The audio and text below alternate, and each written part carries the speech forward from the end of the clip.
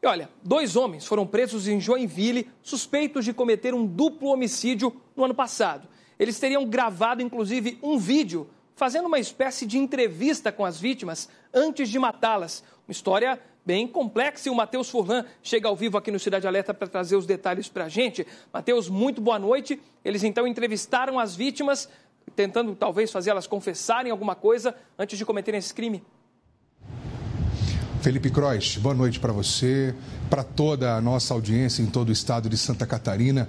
Olha, para você entender o nível de crueldade, esses 2 rapazes, eles entravam nos determinados ambientes ali onde iriam acontecer essas execuções e começavam a interrogar essas pessoas e, mediante as respostas, elas eram submetidas a sessões de tortura, até que então elas acabavam morrendo. Foi um trabalho bastante intenso por parte da Polícia Civil, que investiga esse crime desde setembro do ano passado, quando 2 mortes aconteceram e os resquícios deste assassinato, deste duplo homicídio, fez com que a polícia começasse, então, uma intensa investigação. Porque se trata de 2 suspeitos de alta periculosidade que possuem um histórico criminoso bastante extenso, tráfico de drogas, crime organizado, e são pessoas assim envolvidas com as facções criminosas e que proporcionavam pânico e terror às pessoas de um conjunto habitacional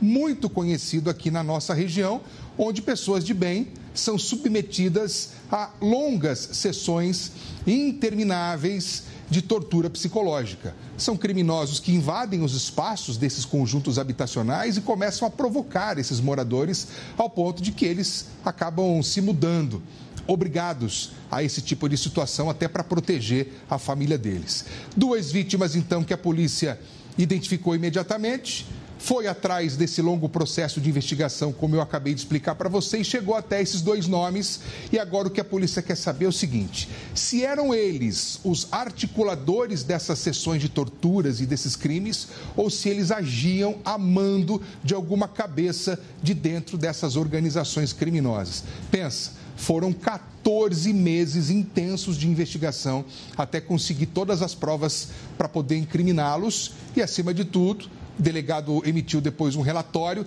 para poder entregar essa denúncia ao Ministério Público até que essa prisão fosse confirmada.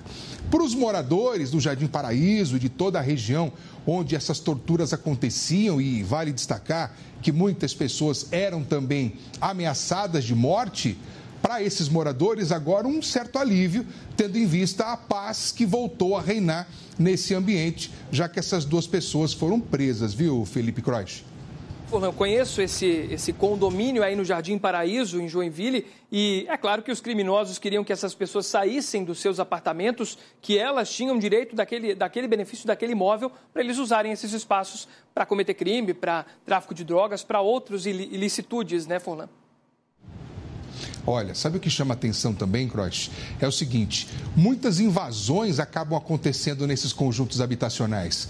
O morador está trabalhando, quando ele volta para casa, dentro do apartamento dele tem outra gente, outro tipo de pessoa, e obrigam o morador, o pai de família, a deixar a sua casa. Dá para acreditar que isso está acontecendo?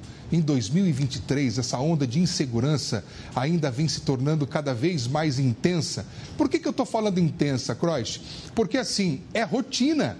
É uma espécie de loteria, a pessoa sai para trabalhar e não sabe se quando voltar vai encontrar a casa dela segura ou se ela vai ter sido invadida por esse tipo de criminoso que é implacável, é cruel e que vem tacando terror na vida das pessoas que moram ali. E muitos moram ali não porque querem, é porque não tem a condição financeira de ir para uma outra região em que o custo de vida é muito mais elevado e a gente sabe que hoje em dia a situação é difícil para o trabalhador e muitas vezes ele é forçado, ele é submetido a viver diante desse tipo de violência que parece não terminar nunca. Agora, com a prisão dessas 2 pessoas, o cenário vem mudando, tá? A polícia, então, continua agora, paralelo a isso, uma outra investigação para tentar identificar quais outras pessoas agem a mando de qual facção criminosa e quem seria a cabeça pensante que vem colocando dentro desse conjunto habitacional o medo iminente, intenso, que vem fazendo com que as pessoas, ainda mais nesse período de final de ano, se sintam ainda muito mais coagidas, porque a qualquer momento, bandido pode bater na sua casa e, sem pedir licença, ele entra de mudança e tudo, obrigando você e a sua família a deixar o seu lar. É inacreditável. Trabalho primoroso da polícia para coibir esse tipo de crime. Matheus Surlan, nosso apresentador do Tribuna do Povo lá em Joinville. Boa noite para você.